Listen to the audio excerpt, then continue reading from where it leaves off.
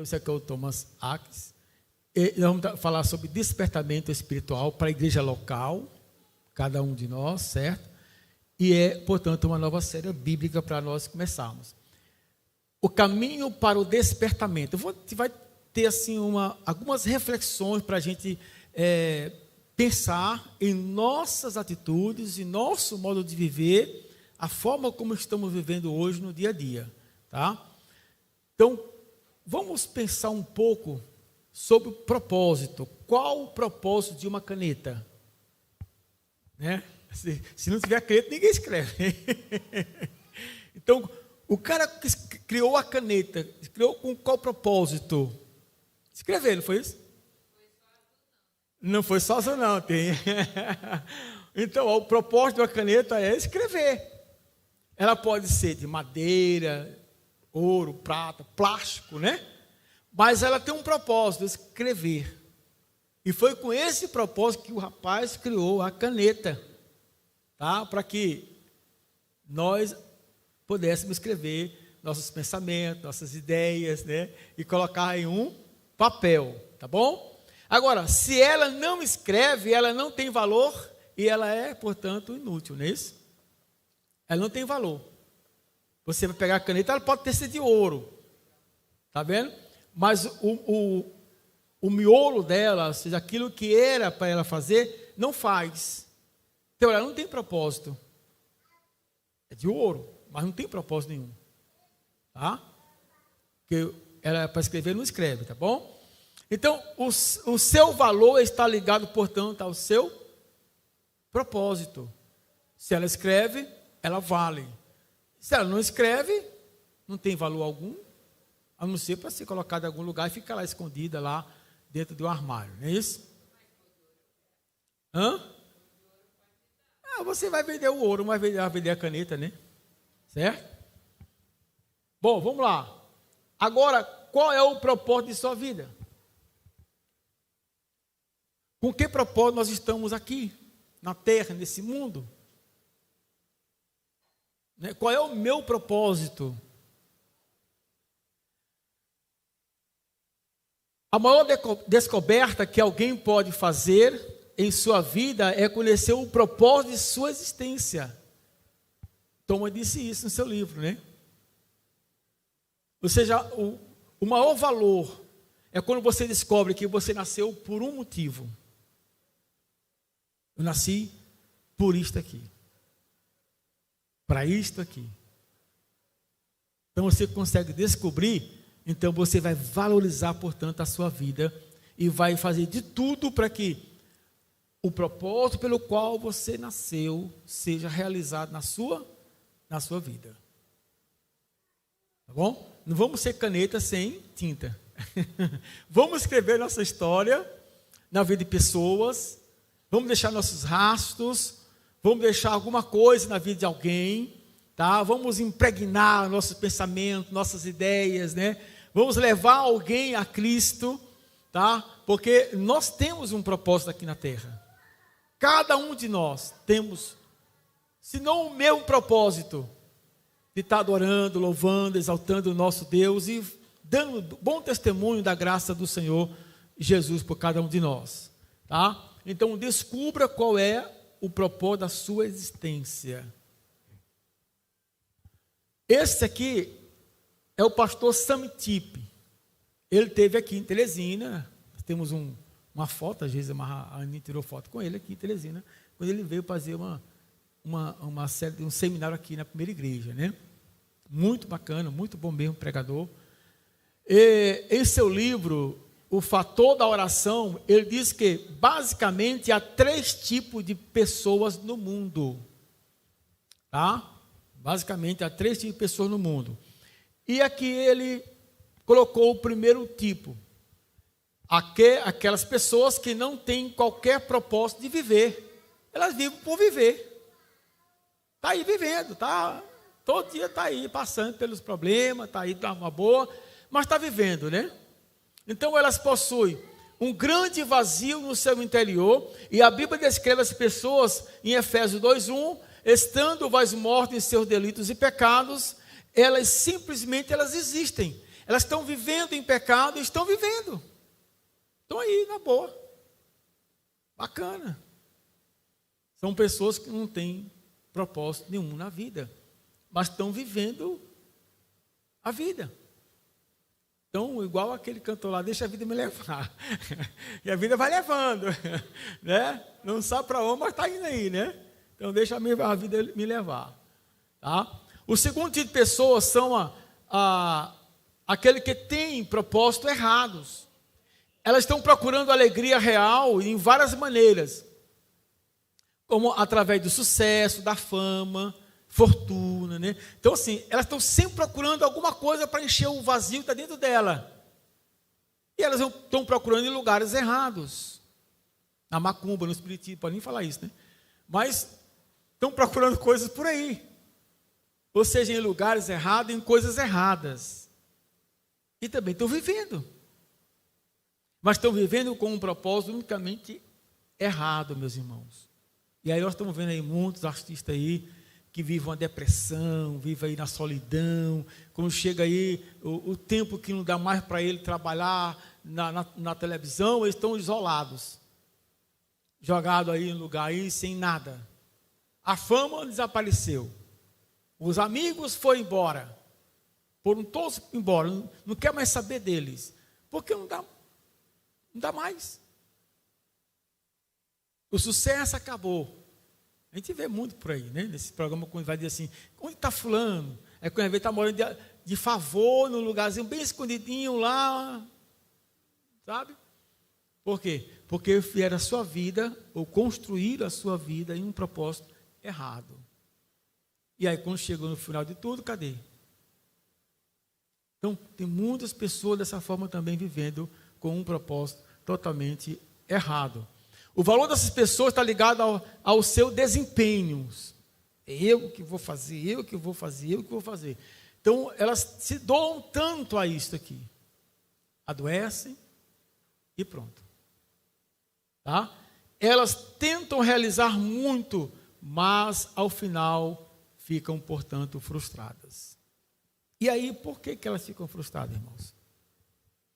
Porque as coisas materiais não reúnem condições para se produzir alegria e propósito real para se viver. As coisas materiais não vão fazer isso em nossas vidas. Elas são passageiras, elas têm limitações, elas têm uma validade também. Chega um momento que não vale mais nada, certo? E aí você diz, eu tinha tanta coisa.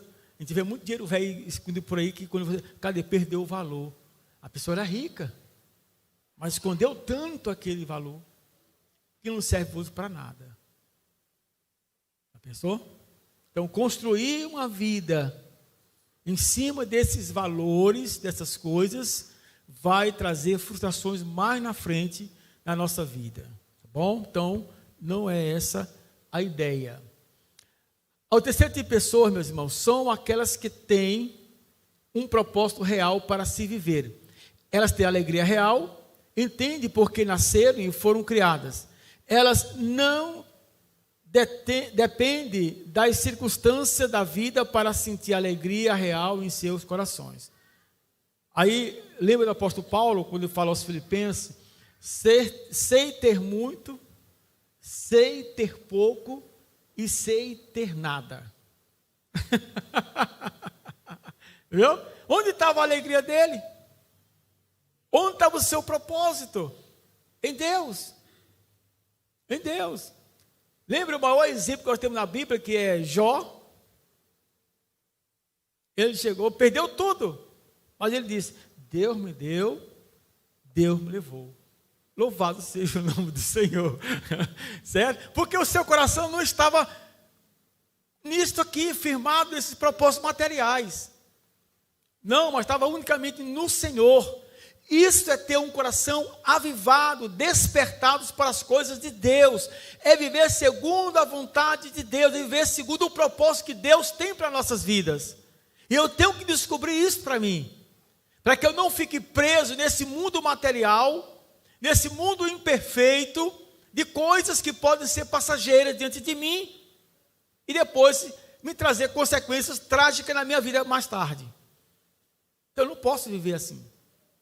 Eu tenho que viver firmado naquilo que vai me trazer uma satisfação real, e que essa satisfação, ela me leva, portanto, a uma eternidade com Deus. Então, no livro do pastor Santipo, ele trata desses 3 tipos de pessoas aqui, mostrando, né, que tem pessoas que oram também com propósitos errados. Querem algo de Deus que Deus não tem para ele. E não é aquilo que Deus quer de fato para ele, mas ele fica insistindo com o Senhor. E quando recebe, sente, portanto, um vazio dentro de si, porque não era aquilo de fato que queria. É igual aquelas pessoas que passam 4 anos na faculdade estudando e depois não é isso que eu queria. Passou 4 anos perdido lá. E disse, não era isso. Isso não me satisfaz. Aí vai fazer outra coisa. Está vendo? Então, elas têm propósito certo e estão prontas a viver ou morrer para cumprir aquilo. Aí temos a palavra do apóstolo Paulo que diz, já estou crucificado com Cristo, agora já não vivo eu, mas Cristo vive em mim. Ou seja, Paulo chegou a essa ideia, a esse pensamento, a essa maturidade cristã, dizer essas coisas não me interessam mais. Agora estava focado numa. E ele pede isso aos irmãos de Filipe, quando escreve a carta aos Filipenses, ele diz isso aqui, irmãos, vamos olhar para quem é eterno, ou para aquilo que Deus colocou diante de nós, que nos leva a uma eternidade, e não nas coisas que são passageiras, mas buscar de fato aquilo que o Senhor colocou, que nos leva, portanto, a uma satisfação real e verdadeira. E Paulo está dizendo aqui, ó. Depois Paulo disse outra coisa, ele diz também, ó, o viver é Cristo e o morrer é lucro. Ou seja, seu propósito estava firmado em Cristo. Ele pensava em Cristo, orava com Cristo, saía com Cristo, passeava com Cristo e corria com Cristo. E fugia da perseguição com Cristo. Então Paulo tinha um propósito. Ele descobriu o seu propósito de vida. Não era para servir aquilo que ele servia antes. E não era para satisfazer a vontade dos homens, mas satisfazer-se a vontade de Deus. Que trazia para ele, portanto, um lucro eterno. Era viver no despertar de Deus. É o que muito nós precisamos hoje. Eu preciso disso aqui. Viver no despertar do Senhor. Viver naquele propósito que Deus colocou diante de meus olhos. E agarrar este. E trazer sentido para a minha vida, significado para a minha vida. E viver segundo aquilo que Deus já colocou. E não procurar outros propósitos. Mas buscar satisfação naquilo que Deus colocou diante de mim. Então Paulo chega a essa conclusão. Então esse terceiro tipo de pessoas é de Deus. Ele realmente tem uma vida espiritual real e Deus quer usá-lo de forma sobrenatural neste mundo. São essas pessoas que Deus está procurando, sabe, para usá-los. Lembra como eu falei no testemunho do pastor Thomas? Ele, no começo, viveu o primeiro amor. Mas teve um momento na sua vida, na sua carreira, ele começou a sentir orgulho no coração e começou a achar que ele era o melhor de todos.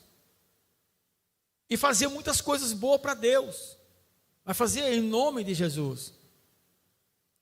Mas não fazia com Jesus.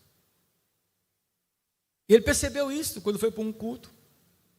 Sentou no lugar distante. E quando o pregador começou a falar, ele começou a sentir, e sentiu Deus falando, quebra esse orgulho, lembra-te do primeiro amor, volte ao teu primeiro amor. Então, há muitos cristãos que perdeu isto. Às vezes sente aquela empolgação, animação, aquela coisa toda, mas não continua. Barra por ali mesmo.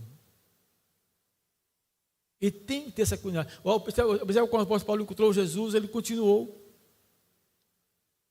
Ele não parou ali, porque ele ficou olhando para Cristo. Ele percebeu que as coisas que ele possuía não era nada diante daquilo que Deus havia proposto para ele. Tá? E nós temos que descobrir isso para que nós possamos ser usados pelo Senhor no mundo em que nós estamos vivendo hoje. Mas elas precisam ter um encontro pessoal com Deus, que resulte no despertamento pessoal. Para isso, elas precisam entender 4 coisas. E aí o pastor Thomas, ele vai colocar 4 coisas que eu preciso entender e que a igreja precisa entender urgentemente para viver dentro do propósito de Deus, dentro da realidade que Deus deseja para cada um de nós, tá? Então, qual seria o primeiro? Entender o seu propósito. Ele coloca no livro justamente isso. Ou seja, cada crente precisa entender o porquê que está aqui, o porquê que é uma igreja de Cristo, o porquê Jesus o alcançou, o porquê o Espírito Santo transformou a sua vida, o porquê Jesus derramou o seu sangue na cruz do Calvário, o porquê Jesus teve que carregar aquela cruz até o Calvário. Eu preciso entender isso para descobrir o meu propósito, para saber isto. Então, sem entender o propósito, eu vou ser aquele crente de sempre. Quarta, domingo, os congressos, né, os seminários, vou estar lá, estou no meio. Mas estou procurando algo. Então, por isso que ele diz, precisa ter um encontro real com o Senhor. Para que Deus possa despertar dentro de nós esse propósito que nós tanto precisamos. Qual o propósito de sua vida? Se alguém lhe perguntasse hoje qual seria a sua resposta, qual foi a resposta de Thomas?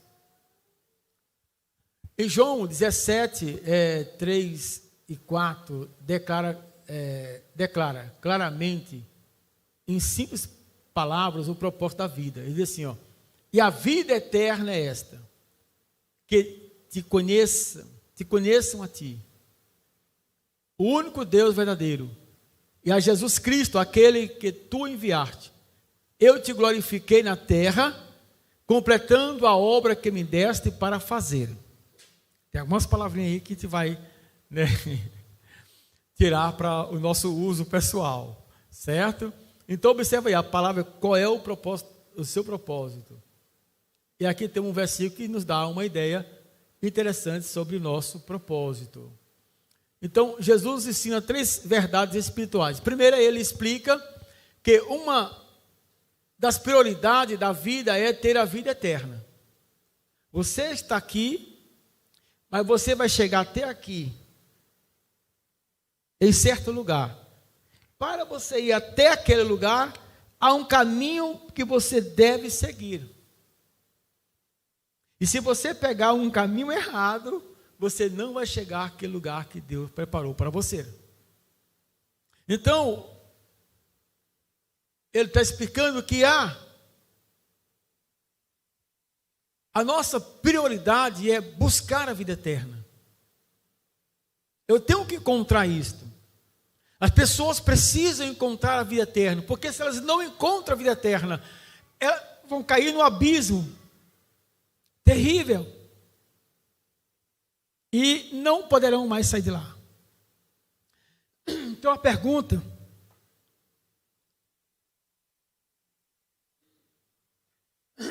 que Thomas faz é: o que é a vida eterna? Para alguns é ter paz. Estou em paz, estou beleza, né? Estou tranquilo, ninguém mexe comigo, eu não mexo com ninguém, está tudo bem com minha vida. Alguns pensam que é isso. Para outros, é ir para o céu depois que morrer. Não, depois que morrer eu vou para o céu. E aí eu tenho, portanto, a vida eterna, né? Mas esses são o resultado da vida eterna. Mas Jesus disse algo interessante ali no versículo. Ele usou a palavra conhecer. O que é a vida eterna? é conhecer. E se eu não conheço, eu não sei para onde vou. Eu não sei como chegar. Está vendo? Aí você pega, eu pego aqui um GPS para ir para o céu. Só que o GPS do céu é Jesus, não é outro, né? Há um livro bem grande que fala conhecendo Deus, fazendo sua vontade, né? Ele fala exatamente essa questão aí do GPS, né? E o pastor foi pregar num lugar e a pessoa disse, você vai por aqui, aí sobe aquela ladeira, depois desce, tem um morro lá na frente, você vai descer do lado direito, depois você vai entrar à esquerda, aí depois você vai em linha reta, depois você volta à esquerda novamente, e ele se perdeu. De tanto, né? Ele se perdeu. E encontrou um homem na estrada, né? E disse, você conhece a casa de fulano? Vai ter o culto lá, eu quero pregar lá, nesse culto, nessa localidade. Ele disse, conheço. Ele disse, você pode me levar até lá? Posso. Ele pegou um atalho e disse, vamos por aqui. Foi retinho, certinho na casa do cara. Como você conhece? Porque eu sou o filho dele. Não procure outro atalho, procure Jesus. Porque ele sabe onde é o caminho que vai para o céu. Tá? Então, Jesus colocou lá, Jesus disse conhecer, tá? E vamos ver isso em 1 João 1, 3 e 1 Coríntios 1, 9 também falando sobre conhecer. Você precisa conhecer Deus e conhecer também Jesus. Se não conhecer Jesus e nem Deus, não vai, portanto, chegar até o céu. O resumo, vida eterna é um relacionamento profundo com Deus e o seu Filho Jesus. Se você não tem um relacionamento com Deus, através de Jesus Cristo, nada feito. E esse relacionamento, ele nasce no momento que eu tenho encontro com o Senhor Jesus, e Ele me leva a Deus, e Deus disse, ore, leia a minha palavra, ande corretamente nas coisas, obedeça o que eu escrevi naquele manancial. Foi o que ele falou para Josué. Ele disse, não aparta de ti esse livro da vida, né? Leia dia e noite, para que tu corra tudo bem com você e também com toda a tua família. Esse é o manancial. Depois, mais tarde, vamos encontrar ali Salmo, né, o salmista Davi falando que nós precisamos meditar nela dia e noite. Ou seja, nós somos como árvore plantada junto ao ribeiro de água. Precisamos dessa palavra dia e noite, porque ela é sabedoria e vida para nossas vidas, meus irmãos. Então, o resumo de tudo isso é: tenha um relacionamento com Deus e com o seu Filho Jesus, para você, portanto, encontrar a vida eterna. A segunda verdade do versículo que nós lemos, meus irmãos, é o propósito da vida, é glorificar. A palavra glorificar quer dizer honrar e exaltar. Em 1 Coríntios 10, 31 fala sobre isso. E a terceira verdade espiritual é que Jesus viveu para completar a obra que o Pai lhe deu. Então, qual é o propósito de sua vida? É conhecer o Pai, o Filho Jesus, glorificar o seu nome e completar a obra que Ele nos deu para fazer. Então, quando você tem um encontro com Jesus, um encontro com o Senhor, Ele diz, aqui está a minha palavra. E esse é o caminho que você deve andar. É por aqui que você deve andar. Então, quando você encontra Ele, Ele coloca diante de ti o manancial. Esta é a obra, por isso que nós lemos lá o que Paulo escreveu aos irmãos de Éfeso, né? No capítulo 2, versículo 8, 9 e 10. Porque fosse feitura, nós somos recriados em Cristo Jesus, para a glória do Pai. Lembra da história que foi contada do homem que cuidava de um museu há muito tempo, cuidava daqueles quadros tudo lá, encontrou um jogado no lixo. E ele pegou esse quadro do lixo e começou a limpar. Ninguém olhava mais para esse quadro, ficou lá. E ele começou a limpar o quadro, começou a dar vida àquele quadro todinho e colocou na parede. No outro dia, quando o diretor do museu chegou, a primeira coisa que ele viu foi o quadro. E ele ficou admirado, assim, esse quadro estava onde? Quem pintou isto? Quem foi que refez esse quadro, né? Estava perfeito o quadro.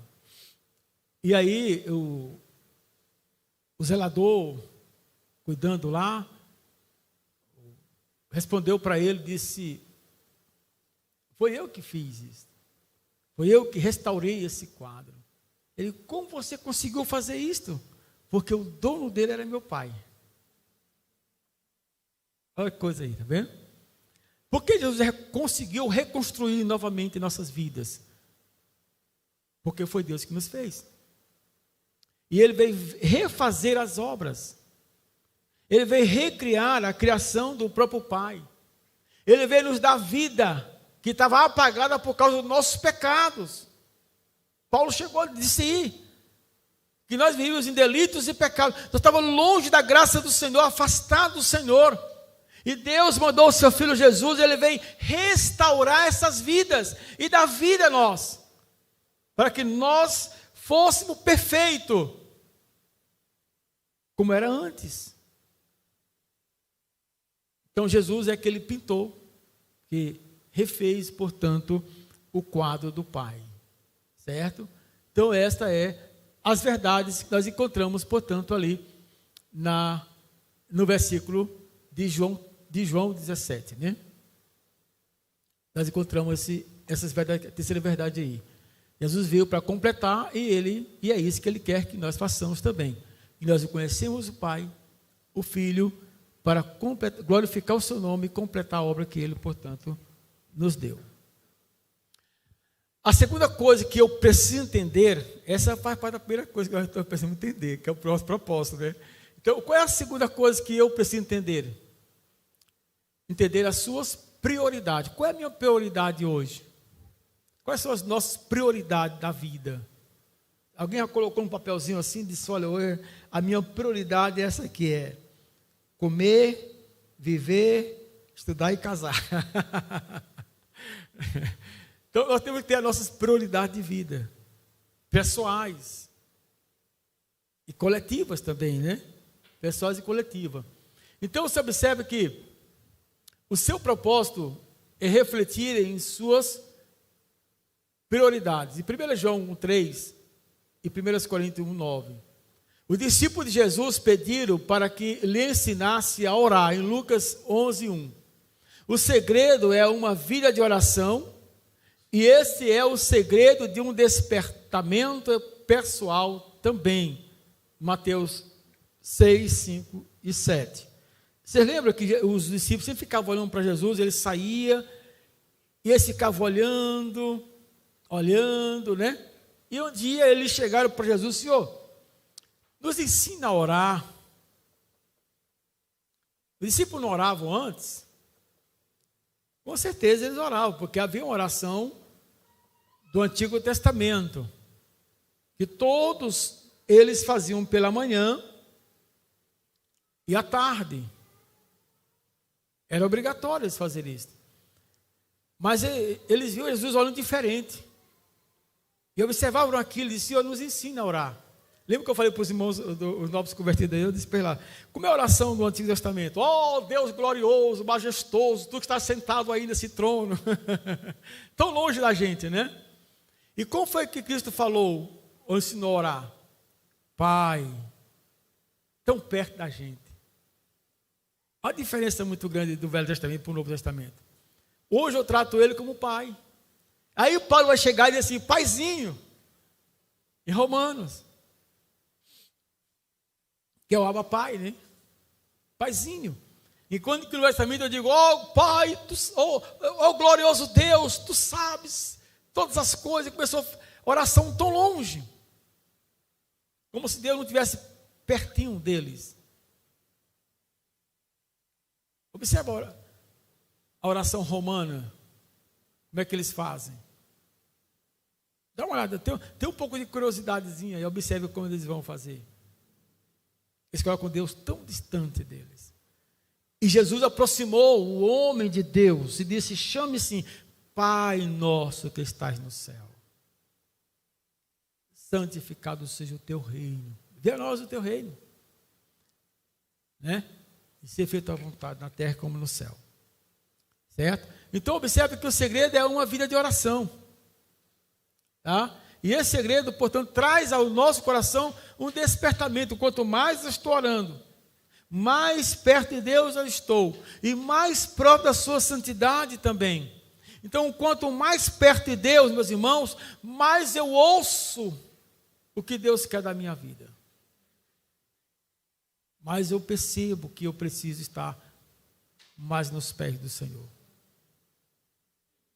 Por isso que saía de perto do discípulo para estar em oração com o Pai. A terceira coisa que nós precisamos entender, meus irmãos, é sobre a comunhão com Deus. Como é a minha comunhão? Como está hoje a minha comunhão com o Senhor? Como está a nossa comunhão com o Senhor? Comunhão é uma definição mais pura, podemos dizer assim, é quando eu dialogo com aquela coisa, converso, é quando eu estou mais presente na vida daquela coisa, tendo comunhão. Nós passamos o maior tempo com o quê? Na nossa vida. Eu tenho comunhão com o quê? Hoje o professor falou assim, claro que quando você sai da escola, né, de carro, você está tendo sua carteira de motorista, isso não quer dizer que você já aprendeu a dirigir carro, não. Quem iria confiar em você em sair assim, né, com a carteira novinha? Eu peguei a carteira hoje e saí com você num passeio. Ele disse: ninguém ia confiar em você. Por quê? Porque precisa de um exercício. Você precisa se acostumar com aquilo, ter comunhão com aquilo, participar da vida aqui e dali, para você ter segurança e mostrar segurança para os outros. Eu sou crente agora. Aí eu preciso agora participar com Deus todos os dias, começar a me aproximar dele, entender o que ele quer de mim. Sabe? Procurar todas as coisas que eu preciso entender sobre a minha vida com Deus e a minha fé e minha salvação. Para que eu possa estar de fato habilitado, né? Para exercer alguma coisa, né? No reino de Deus, tá bom? Então esse é o terceiro. Hebreus capítulo 4, versículo 6 diz o seguinte: cheguemo-nos, pois, confiadamente ao trono da graça, para que recebamos misericórdia e achemos graça, a fim de sermos socorridos no momento oportuno. O trono de Deus é o lugar onde você vai encontrar quem? Deus. Olha o que o texto diz aí, meus irmãos, que nós precisamos chegar confiadamente, acreditando, depositando nossa vida no altar do Senhor. Eu vou encontrar Deus aqui nesse lugar. Eu sei que Ele está no seu trono de glória e eu preciso entrar lá através da oração, da leitura da palavra de Deus, quando Ele fala comigo que eu preciso e que necessito para a minha vida com o Senhor. Para que eu tenha, meus irmãos, um despertamento espiritual dentro do meu coração. O profeta Isaías, no capítulo 6, ele fala isso. Onde foi que Isaías estava orando, né? Foi que ele viu. Eu vi o trono do Senhor. Ele disse: eu vi a glória do Senhor. Eu vi o próprio Deus. Aonde? No seu glorioso trono. Ele estava fazendo o que lá? Orando. Orando ao Pai. E nós, peça importante, estar com o Senhor ali. O que acontece quando alguém se vê diante do trono de Deus? Aí vamos ter duas coisas bem interessantes que o profeta Isaías também viu, né? Quando estava ali em oração diante do Senhor. Então, ele vê a santidade de Deus. Então, quando você está em oração com o Senhor, está no trono do Senhor, buscando ali conhecer melhor, você está buscando, está diante da santidade do Senhor. Você percebe ver Deus é santo.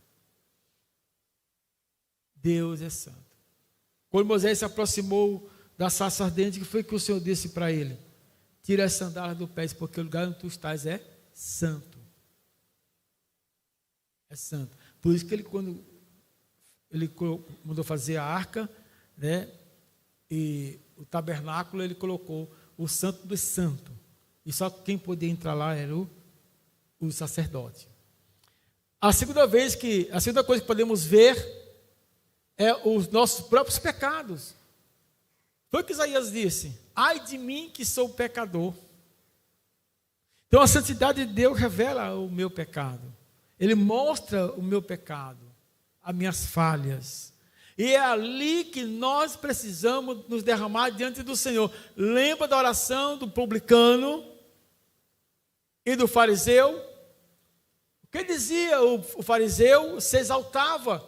E o que fez o publicano diante do trono do Senhor? Disse: eu sou tão pecador que não consigo levantar minha cabeça. Porque ele sentia na presença do Senhor. Ele sentia que os seus pecados não lhe dava condição nenhuma dele poder levantar os olhos para o Senhor. Tá? E 1 João 5, 5 e 7 explica o que é a pureza. Ele disse: andar na luz significa mudar o estilo de vida. Tá? Então, 1 João ele trata justamente essa questão do andar na luz. Devemos andar assim como ele está na luz. E andar na luz significa, portanto, ter pureza em nossos corações. Por isso que o versículo seguinte, versículo 9 de 1 João, ele vai dizer o quê? Se nós confessarmos os nossos pecados, ele é fiel e justo para perdoar os pecados, nos purificar de toda a nossa iniquidade. Deus é tão bom conosco, que nos torna tão puro quando confessamos os nossos pecados ao Senhor. Então, mudar o estilo de vida. Como nós estamos andando hoje? Como é o nosso estilo de vida no dia a dia, irmãos? Na escola, trabalho, sei lá, na faculdade, onde estiver. Como nós estamos andando diante do Senhor e diante das pessoas lá fora? Como é que estão nos vendo, né? Então, precisa mudar o nosso estilo de vida? Precisa. A quarta coisa, meus irmãos, é entender o segredo. O segredo para se ter um despertamento pessoal e real é a comunhão com Deus em oração. Filipenses 3, 10 e 11 descreve a pessoa que conhece Deus profundamente. Tá? Então, Filipenses ele vai nos dar esta ideia do que é, de fato, uma pessoa que está profundamente ali ligada com o Senhor Deus, firme, constante, buscando mudança de vida, mudança de estilo, né, de qualidade de vida, se colocando sempre à disposição do Senhor, seu Deus. No versículo 10, ele diz assim, para conhecê-lo e a virtude da ressurreição e a comunhão de suas aflições, sendo feito conforme a sua morte, para ver se de alguma maneira posso chegar à ressurreição dentre os mortos. Porque não que já eu tenha alcançado, ou que seja perfeito, mas prossigo para alcançar aquilo que fui também preso por Jesus Cristo. Tá? Então, Paulo está dando a ideia aí de como isso acontece conosco, ou como se deve acontecer conosco, né? Não diga que já é perfeito, mas procure ser. Procure andar com perfeição. Ou seja, procure ser um exemplo para outras pessoas, mudando, portanto, o nosso modo de viver. Tá? Então, tenha um conhecimento profundo com o Senhor. Devemos orar para sermos dirigidos por Deus. Devemos orar por causa de um princípio de vida. Paulo fala isso aos irmãos de Gálatas. Né? Por que devemos orar? Para que eu possa ser dirigido pelo Senhor. Para que eu possa entender qual é o meu princípio de vida. Para que Deus possa fazer com que eu enxergue isto com maior clareza para mim. Tá? Algumas sugestões práticas para um despertamento pessoal e espiritual. Então, diga a Deus para ter um coração puro.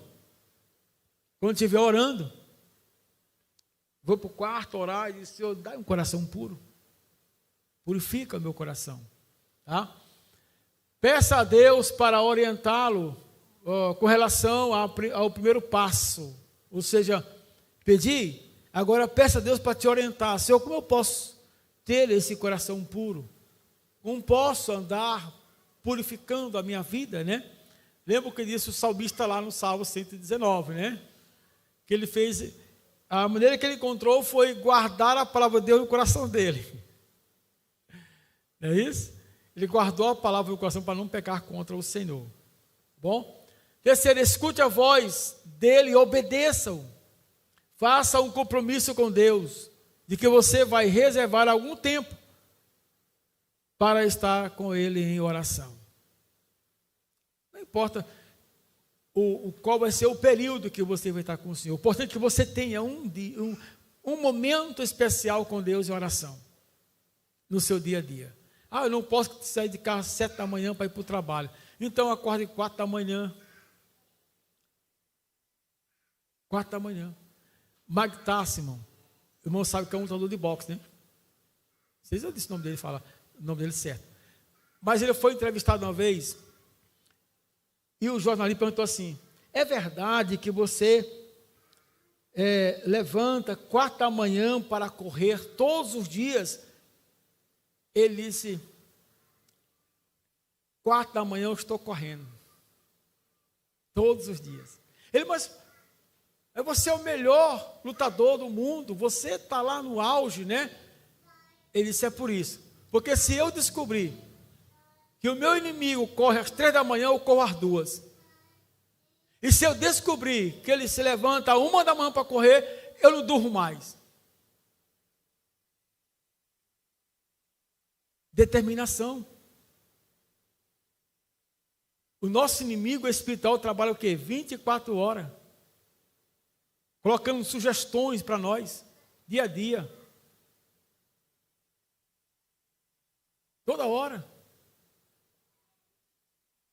E que horas estamos dedicando ao Senhor para buscar em oração? Qual o momento nós temos com Deus? Então é isso que está faltando a gente. Né? Faltando em mim, em você, em toda a igreja do Senhor Jesus. Esse momento onde eu vou entrar na presença do Senhor e ter um profundo relacionamento com Ele, contar para Ele a minha história, mesmo Ele sabendo de todas elas, mas eu preciso contar para Ele, que eu preciso me desabafar com meu Deus e contar para Ele do que acontece comigo, para que Ele possa me dar os passos para que eu possa viver uma vida pura diante do Senhor, meu Deus. Entendendo o valor, o louvor e a gratidão. Na próxima quarta-feira a gente vai falar sobre isso aqui.